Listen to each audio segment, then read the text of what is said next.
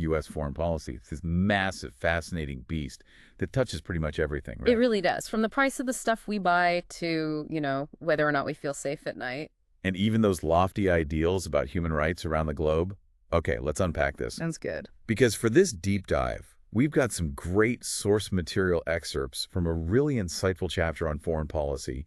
And our mission, really, is to come away with a solid, clear understanding of what U.S. foreign policy actually is. Yeah. What are we actually talking about here? Exactly. We're talking about its core goals, the tools it uses, and the different ways it's approached, all without getting lost in a sea of jargon, hopefully. Right. And what's fascinating here, I think, is that while many might immediately picture the president, maybe that famous handshake between Trump and Putin comes to mind. Sure, yeah. The reality, as our source material emphasizes, is just far more intricate. Way more complex. Yeah. That image is just one small piece of a much larger puzzle.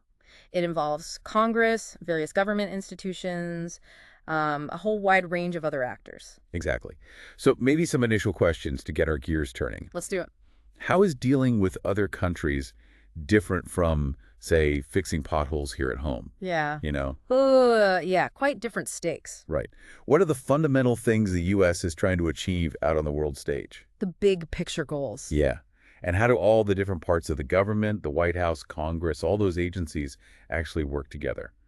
Or, sometimes not together. Which happens. For sure.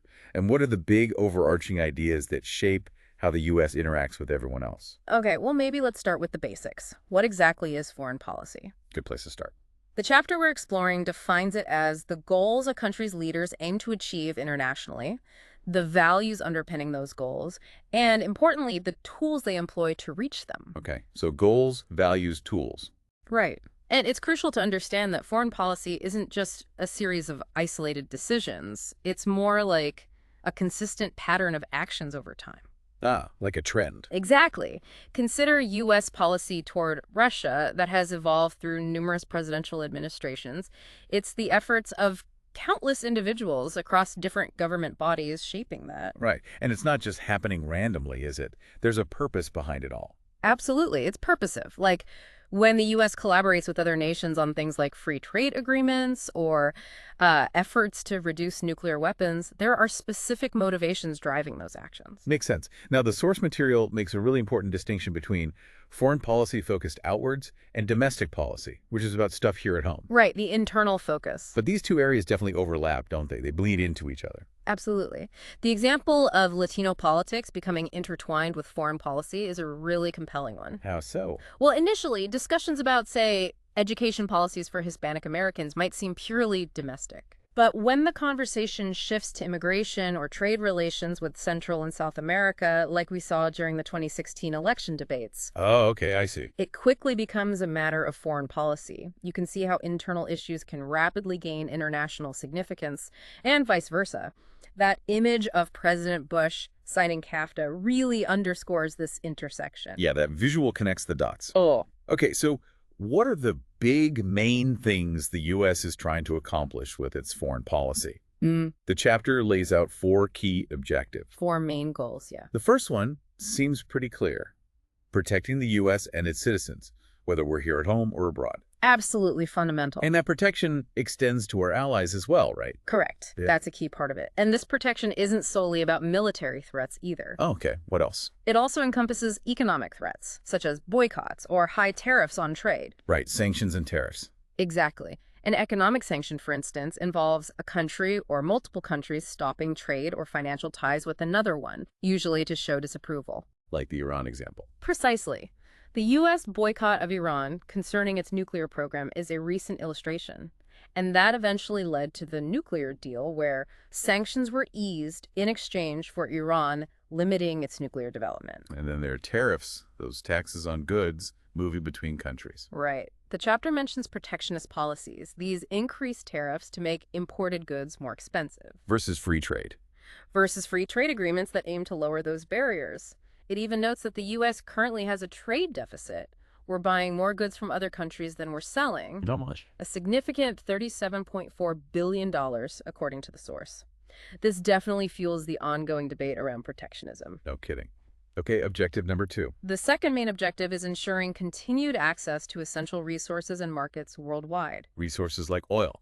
Yeah, natural resources like oil, but also economic resources such as foreign investment that contributes to our infrastructure, and, access to the consumer goods that Americans want. Gotcha. So stuff and money. Essentially, yes. And ultimately, a key aim of U.S. foreign policy is to support American businesses, helping them sell their products internationally and fostering global economic growth, especially in developing nations. Okay.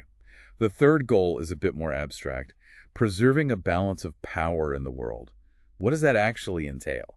Yeah, this one's interesting. It means striving to prevent any single nation or region from becoming so dominant militarily that it can dictate terms to the rest of the world. So no one superpower running everything. Basically. Historically, the U.S. often viewed global stability primarily through a European lens. During the Cold War, this balance was maintained, albeit under immense tension, by the U.S. and the Soviet Union as the two superpowers. Each with nukes. Right, each possessing that devastating capability of nuclear annihilation. That was the bipolar world. And now, in the post-Cold War world, how does that balance look? Well, the global landscape is quite different. Much of Europe is freer, sure, but we've also seen conflicts in Eastern Europe and the former Soviet Union. And the European Union, despite being a largely stabilizing influence overall, faces its own internal challenges. Think Brexit, economic crises like in Greece. The refugee crisis, too. That too. But what's fascinating here, and really different from the Cold War, is the significant rise of non-state actors. You mean groups like Al-Qaeda and ISIS? Exactly. These groups have fundamentally reshaped the concept of the balance of power. They operate outside traditional state structures, engage in terrorism like the tragic attacks in Paris. That memorial photo really brings that new reality into sharp focus. It requires totally new strategic thinking. A whole different kind of threat. Huh? Okay, the fourth and final main goal our source highlights is the protection of human rights and democracy. Right. And it links this to the broader aim of international peace. How does that connection work? What's the thinking there? Well, the underlying idea is that the global promotion of human rights and democratic values contributes to a more peaceful and stable world overall. Fewer grievances, more cooperation, ideally. And how does the U.S. try to support that? Through various means. Things like foreign aid and active participation in international organizations like the United Nations. The UN. Yeah, the UN, with its General Assembly, the powerful Security Council where the U.S. is a permanent member, the International Court of Justice, the Secretariat. It serves as a crucial platform. But that raises a big question, doesn't it? How much should the U.S. work with the UN versus going it alone? That's the perennial debate. Multilateralism versus unilateralism. Working with others versus the go-it-alone approach, especially on tough issues like counterterrorism. And then there's NATO, right? That fits in here somewhere. Exactly. NATO is different from the UN, though. It's specifically a military alliance formed after World War II, focused on the collective security of Europe and the broader West. Mutual defense. Right. And if one member is attacked, the others are obligated to help defend them. It's more militarily oriented. Okay. And you mentioned foreign aid earlier as a tool for promoting democracy and human rights. Yes, the U.S. provides substantial foreign aid to developing countries. The stated aim is often helping them modernize, achieve greater stability, improve lives. Humanitarian goals. But are there other motives? Well, there's always ongoing debate about that. Are there also secondary motives at play, like gaining influence, securing access to resources, building alliances? It's often complex. Right. So the U.S. has these big goals. How does it actually do these things? The chapter talks about 7 main types of U.S. foreign policy. Let's dive into those. First up, trade. Okay, trade policy. This is basically the framework for how the U.S. interacts with other countries to manage the flow of goods and services across borders. We touched on protectionism versus free trade already. Right. Protectionism limits imports, free trade aims for unrestricted flow. NAFTA, the North American Free Trade Agreement, was a huge step towards free trade between the U.S., Canada, and Mexico. But it's not all free trade. No, definitely not. The chapter also points to protectionist policies in industries like steel, where the U.S. has faced intense foreign competition. And the balance of trade, the difference between imports and exports, is always a hot topic, especially with the current U.S. trade deficit. Okay. Next on the list, diplomacy. For many of us, this is probably the first thing that comes to mind with foreign policy. It's certainly central. What's fascinating here is that diplomacy is fundamentally about establishing and maintaining formal relationships between sovereign states. How does that cover? Oh, a vast array of interactions. From facilitating tourism and setting trade regulations to managing air travel agreements. The presence of functioning diplomatic relations ambassadors, embassies, generally indicates a relatively stable relationship. And when things go bad. Well, recalling an ambassador is a pretty strong signal of a diplomatic breakdown. Is there an example of diplomacy in action during a crisis? The Hainan Island incident is a compelling one. Remember the U.S. spy plane colliding with a Chinese jet? Vaguely, yeah. That situation showed the potential escalation path from diplomatic sanctions, maybe to economic ones, and then potentially military options. It also vividly illustrates the difference between soft power and hard power. Okay, explain that difference. Soft power uses non-military tools, things like economic sanctions, diplomacy, cultural influence. Hard power is the deployment or threat of military force. Got it. And speaking of sanctions, that's the third type of foreign policy listed. Right, we covered those as an economic tool already. Okay, so let's move on to number 4, military and defense. This is pretty straightforward. It encompasses the U.S.'s capacity to engage in warfare both offensively and defensively. And those U.S. bases all over the world. Exactly. The extensive network of U.S. military installations around the globe is a significant element of its foreign policy influence, though it can also be a point of contention for other nations, of course. That image of President H.W. Bush greeting troops in Saudi Arabia during Operation Desert Shield really underscores the projection of U.S. military power. Okay. The 5th type is intelligence. Ooh, this is the stuff of spy novels. Hey, yeah, it certainly captures the public imagination. Intelligence policy revolves around gathering information, both overtly and covertly, from foreign sources that could hold strategic importance for the U.S. Makes sense. Number 6 is foreign aid. We touched on this, but yeah, it's the provision of material and economic assistance to other countries, particularly developing nations. Why? What are the goals? Promoting stability, improving living conditions.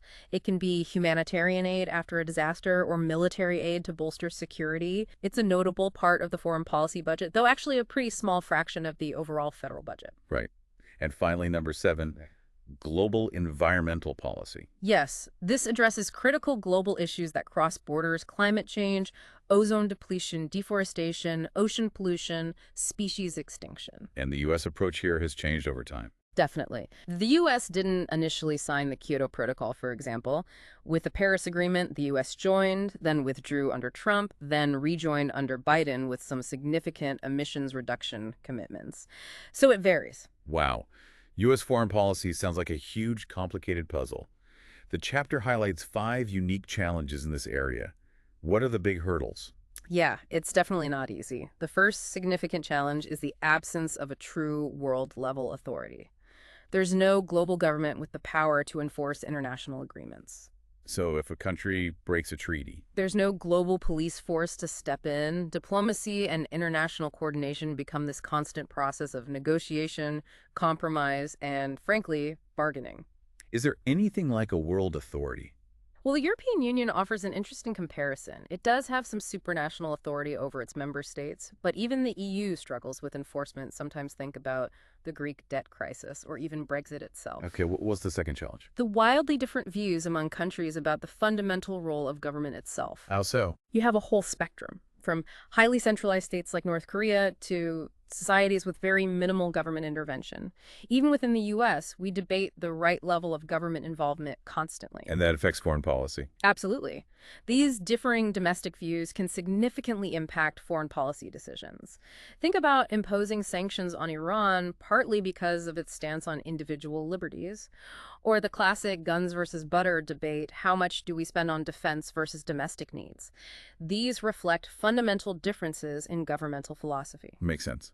The third challenge involves differing ideas about the ideal form of government. Precisely. Democracies tend to have smoother diplomatic relations with each other because they share political values and systems. But the U.S. deals with non-democracies too. Oh, for sure. The U.S. engages with authoritarian regimes, monarchies like Saudi Arabia, when it aligns with perceived U.S. interests, even if the fundamental values are very different. Sometimes stability in a region might be prioritized over immediately pushing for democracy, and dealing with theocratic governments adds another layer of complexity. Okay. The fourth unique challenge. So many modern foreign policy issues just ignore borders. That's a huge one. Issues like terrorism, international human trafficking, climate change, they're transnational. They don't fit neatly into traditional state versus state conflicts like World War II. So the enemy isn't always another country. Exactly. The war on terror, for instance, isn't against a single nation state. This requires different tools, intelligence sharing, targeted military interventions, and that gets really complex when you're operating within another country's borders, like with U.S. drone strikes in Pakistan or the raid that killed Osama bin Laden. Right. That Situation Room photo during the bin Laden raid comes to mind. Yeah, it's a stark visual reminder of this evolving landscape. And the fifth and final challenge. Just the varying conditions and levels of stability among countries. Engaging with a stable, established democracy is very different from dealing with an unstable developing nation or a military junta. How does that affect things? Well, countries grappling with internal instability often prioritize their own immediate survival and domestic issues over broader global concerns like environmental policy. That's why you sometimes see temporary exemptions for developing nations in international treaties. They have different immediate priorities. Okay, so we've covered the goals, the tools, the challenges. Now, let's turn to the actual outputs of U.S. foreign policy. The chapter distinguishes between broadly focused and sharply focused decisions. What's the key difference there? Right. Broadly focused outputs, think big picture stuff, typically take more time to formalize. They involve a wider range of actors, both domestic and international. They need significant resources, are harder to reverse, and usually have a long-lasting impact. Like laws or treaties? Exactly. Public laws, international agreements, major budget decisions. Sharply focused outputs, on the other hand, tend to be more immediate. They often involve unilateral presidential action, have a shorter lifespan, are easier to undo, and so usually have a less enduring impact. Give me an example of sharply focused. Things like deploying troops in a crisis, or the president holding a summit meeting with another leader on a specific issue, quick targeted actions. Okay, let's dig into those broadly focused outputs first. Public laws. Right. Public laws or statutes. These are pieces of legislation that affect more than just one specific person or entity. Many of them have huge implications for foreign policy. Like what? Landmark examples include the National Security Act, the Patriot Act after 9/11 for information collection, the Homeland Security Act, which created DHS to improve coordination, also after 9/11. And the War Powers Resolution. Yes, the War Powers Resolution. That was Congress trying to reassert its constitutional power over declaring war after Vietnam. How does it work? Essentially, it requires the president to get congressional approval if troops are committed for more than 60 days. But interestingly, some argue it actually strengthened the president's initial power to act alone for that first 60-day period. Interesting unintended consequence. Okay, next broadly focused output. Reauthorization. Right. Federal agencies, including the ones involved in foreign policy like the State Department or Defense Department, need to be reauthorized by Congress every 3 to 5 years. Why? It keeps them legally operating and funded. It also forces a regular conversation between the agencies and political leaders about how they're doing and what needs to change. Keeps them accountable, sort of. In a way, yes. Next up, the foreign policy budget. The money. Always important. Absolutely critical. The foreign policy and defense budgets are part of discretionary spending. Congress decides how much each year. Leaders in the White House and Congress have to actively argue for this funding. Is it usually renewed? Generally, yes, but there are always debates and proposals for new initiatives, maybe in infrastructure overseas, foreign aid, intelligence, new security tech. Okay. International agreements are another major broadly focused output. Yes. The U.S. makes these agreements for all sorts of reasons, setting tariffs, rules for treating prisoners of war, environmental standards. The Iran nuclear agreement is a big recent example of a multinational deal. But how these agreements are made? That's complicated, right? Treaties versus executive agreements. Very complicated and politically charged sometimes. The Constitution lays out the formal treaty process.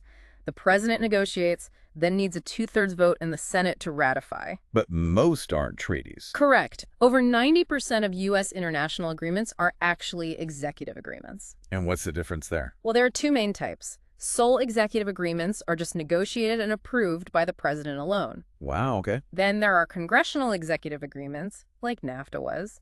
The president negotiates, but then it needs a simple majority vote in both the House and the Senate, much easier than the two-thirds Senate vote for treaties. Has the Supreme Court weighed in? It has. In a case called United States v. Pink, the court said executive agreements are legally equivalent to treaties as long as they don't change existing federal law. So why the debate? Yeah. Like with the Iran deal? It boils down to efficiency versus checks and balances. Is it better to let the president act quickly via executive agreement, or is the Senate's constitutional role in providing consent too important to bypass? The partisan divide over the Iran deal's format really highlighted this. And executive agreements are easier to undo. That's a key consequence, yes. A new president can often withdraw from a sole executive agreement much more easily than from a treaty ratified by the Senate. Okay. The final broadly focused output the chapter mentions is foreign policy appointments. Right. When a new president comes in, they appoint people to key foreign policy jobs. You see more changes, obviously, when the party controlling the White House switches. And the Senate is involved here, too. Yep. Most key positions, Secretary of State, undersecretaries, assistant secretaries, ambassadors, require Senate confirmation. What do presidents look for in nominees? Usually a mix of things. Knowledge and experience, definitely loyalty to the president's agenda, and crucially, someone who can actually get confirmed by the Senate. And the type of person appointed matters. Hugely. Whether appointees lean more towards isolationism or internationalism can significantly shift the direction of U.S. foreign policy. The confirmation hearings for Secretaries Albright, Powell, and Rice, with varying levels of opposition, really show this dynamic. Okay, now let's shift to those sharply focused foreign policy outputs. These sound more like the president's domain. Exactly. These are primarily presidential actions. Things like deploying troops or intelligence agents quickly in a crisis. What else? Convening executive summits, just the president and another head of state talking specific issues. The president's direct use of military force. And emergency funding measures for urgent foreign policy crises. These haven't faster. Generally, yes. Yeah. They're often responses to immediate events and showcase the executive branch's ability to act decisively. Can you give some concrete examples? Well, the Cuban Missile Crisis is maybe the prime example of a foreign policy emergency needing decisive presidential leadership. Kennedy's naval blockade, the intense diplomacy, it all led to a peaceful resolution, thankfully. And presidential summits. Often held at Camp David. Think of the Camp David Accords Carter brokering peace between Egypt and Israel, or the Malta Summit between President Bush and Gorbachev, which kind of symbolized the end of the Cold War after the Berlin Wall fell. Those were focused, high-level talks. What about the presidential use of military force? You said that's mostly presidential now. Since World War II, yes. Pearl Harbor was an exception where Congress declared war first. Since then, presidents have largely initiated military action, even if Congress often provides authorization or funding later. And the War Powers Resolution fits in here. It does. It tries to limit that presidential power, but that initial 60-day window still gives the president considerable leeway to act first. The U.S. role in the Libya no-fly zone in 2011 is a fairly recent example of that kind of presidential military action. Okay. And emergency funding measures. Congress often passes these quickly for critical national security needs. Sometimes annually for domestic disasters, but also for foreign policy crises, like right after 9/11. The president usually requests the funds for immediate unforeseen needs. So, even though the president often seems like the main person in charge, The face of foreign policy, yeah. it sounds like it's really meant to be a collaborative effort involving Congress and lots of other institutions. That's a crucial point to grasp. While the president often takes the lead, especially in the sharply focused, immediate actions, the reality is that making and carrying out foreign policy involves a significant amount of shared power. Congress holds the fundamental power of the purse. Right, the funding. Exactly. They control the budget for foreign policy programs. Most foreign policy tools, even those sole executive agreements the president makes alone, ultimately need congressional funding to actually work. So the president can't just ignore Congress completely. Not effectively, no. There's a real necessity for the president to consult with and engage Congress. Ignoring them can lead to serious pushback. Like what? Well, the chapter mentions the consideration of the Brooker Amendment during Eisenhower's time. That was a reaction to his use of executive agreements, aiming to limit presidential power in that area. So there's an incentive to cooperate. Definitely. Even during crises, it's common for the president and staff to brief congressional leaders, like they did during the Cuban Missile Crisis.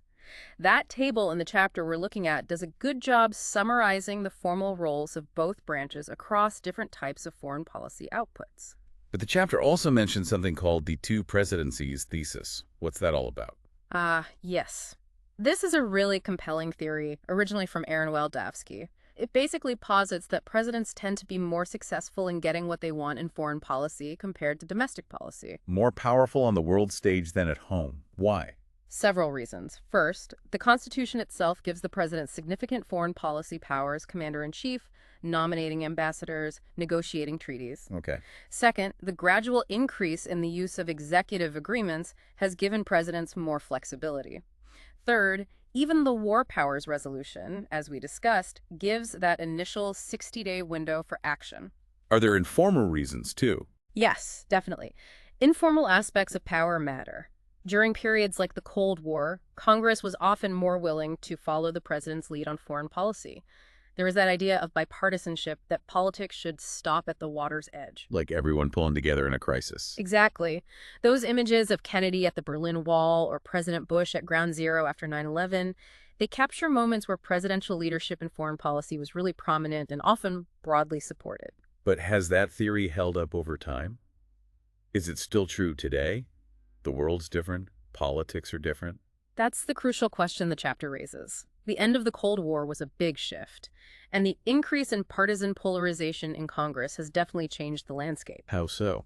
Well, that rally around the president effect in foreign policy isn't as strong or automatic as it once was. The opposition party is often much more willing now to challenge the president's foreign policy moves, something less common during the Cold War's peak. So presidents have a harder time now. They arguably do. While presidents might still have a slightly higher success rate on foreign policy votes compared to domestic ones, that gap seems to have narrowed. They face more frequent and intense opposition. President Trump's more unilateral style, in some ways, reflected this changing dynamic where building broad consensus is harder. So the thesis is maybe less true now. It's definitely more complicated. Presidents still have those significant formal powers, but they have to work harder, engage more to build that consensus for their foreign policy goals. What about individual members of Congress, senators, and representatives? How involved are they typically in foreign policy? Generally speaking, most individual members tend to focus more on domestic policy issues. Why is that? Well, those are often the issues that hit closer to home for their constituents: the economy, healthcare, local jobs, crime. These things often translate more directly into votes back in their district or state.